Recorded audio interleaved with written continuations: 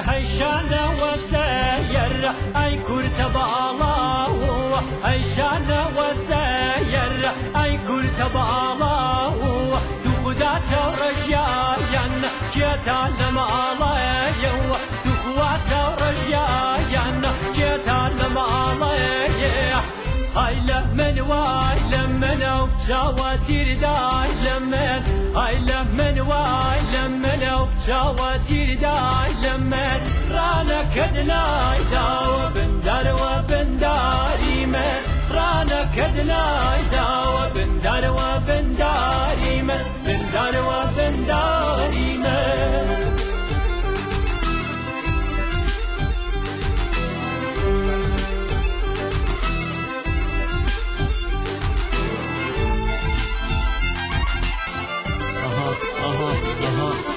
I hope for open arms, no more frozen hearts, because we lost too many soldiers in wars. I wanna see people smile from deep inside. We got to fight against war, let the freedom shine. From east and west, south and north, we got to go and search a light, because without it's dark.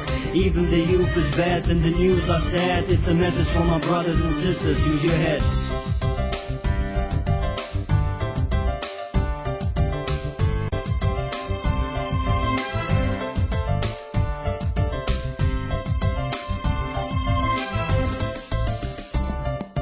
پروردی آهو هوای کردستان پروردی آهو هوای کردستان قلی سر چلو شمامی بیستان قلی سر چلو شمامی بیستان ای لمن وای لمن او جواتیر دای لمن ای لمن وای لمن او جواتیر دای لمن رانا كدناي داو بندار وبنداري من رانا كدناي داو بندار وبنداري من بندار وبنداري من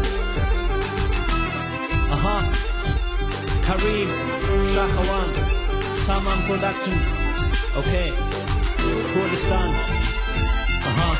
One take.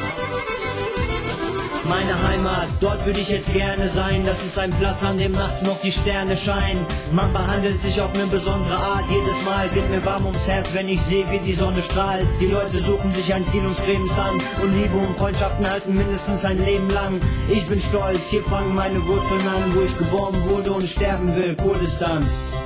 Okay. Aha.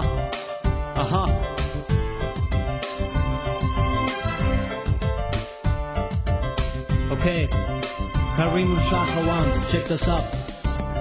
أره هاري پاینده دستور جغازی هاري پاینده دستور جغازی هر وقنی ولیره دايما رواجی هر وقنی ولیره دايما رواجی ای لمن وای لمن او جواتیر دای لمن ای لمن وای لمن او جواتیر دای لمن رانا کدلای داو بندار و بنداری من رانا کدلای داو بندار و بنداری